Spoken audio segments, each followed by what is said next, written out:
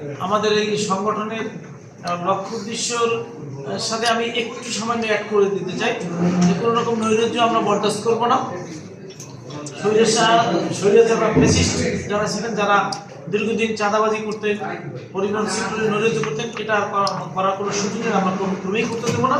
আমাদের বিভাগের ঐক্য, বিভাগের যে আমাদের পরিষদ, আমরা সবাই একমত আছি। আমরা এ ব্যাপারে ঐক্যবদ্ধভাবে আমরা এটা প্রতিহত করব। আমাদের এই যে বিভাগের ঐক্য, এটা অটুট থাকুক, এর জন্য আমরা সবার প্রতি সভাপতি আমরা সহযোগিতা এবং আমরা আন্তরিক শুভ কামনা আমরা আশা করছি। আমাদের এই সমন্বয় পরিষদের মাধ্যমে আমাদের সাধারণ মালিকদের ব্যবসায়িক সফলতা অর্জন করা, সাধারণ মালিক যারা আছেন তারা আমাদের ফ্যাসিস্টের দ্বারা অনেক নিষ্পেষিত হয়েছেন, নির্যাতিত হয়েছেন, ব্যবসায়িক ক্ষেত্রে নিগৃহীত হয়েছেন। তাদের ব্যবসার সফলতা যাতে আরও উন্নত থেকে উন্নত করা যায়, এই জন্য আমাদের এই সমন্বয় পরিষদ যারা আমরা নেতৃবৃন্দ যারা এখানে বসে আছি, আমাদের এটাই অক্লান্ত পরিশ্রম থাকবে। আপনাদেরকে ধন্যবাদ। দীর্ঘ 15 বছর আমরা লড়াই করেছি অন্যায়, অবিচার, অত্যাচার, নিপীড়নের বিরুদ্ধে।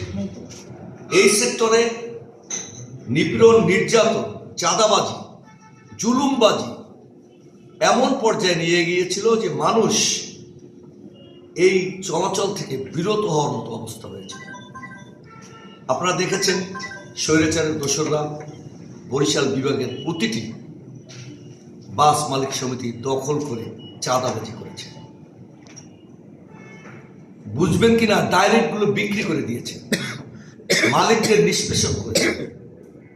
এমন কোনো অপকর্ম নাই তারা করে নাই।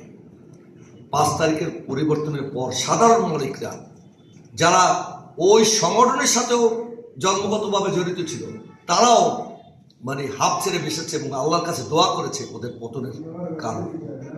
আমরা চাই, আমরা 3টা সেক্টরকে এখানে সমন্বয় করা হয়েছে। একটি হলো জনগণ, তাদের ভালোবাসা অর্জন করা, মালিকদের ব্যবসার সিকিউরিটি করা, তারা যেন নির্বিঘ্নে ব্যবসা করতে পারে। চাঁদাবাজি বন্ধ হয়ে গেলে তো আমাদের বরিশাল বিভাগে এখন শ্রমিক চাঁদা বলতে কিছু নাই, যেটি বড় ধরনের একটি টাকা আমাদের মালিকের কাছ থেকে নিয়ে লুটপাট করে খেত, সেটি বন্ধ হয়ে গেছে। আপনি দেখেন, উন্নয়ন তো চোরের উন্নয়ন। কোনো বাস মালিক সমিতি বা বাস টার্মিনাল, আমি পিরোজপুরের কথা বলতে পারি, কোনো সাধারণ মানুষ ওই টার্মিনালে ঢুকতে চায় না। মালিক শ্রমিক সমন্বয় পরিষদ গঠন করার মূল উদ্দেশ্যটা হলো, দীর্ঘ এই 17টি বছর আওয়ামী দুঃশাসনে বরিশাল বিভাগের যে সমস্ত বাস টার্মিনালগুলো আছে, সেই বাস টার্মিনালগুলো ছিল মাদকের কারখানা ছিল।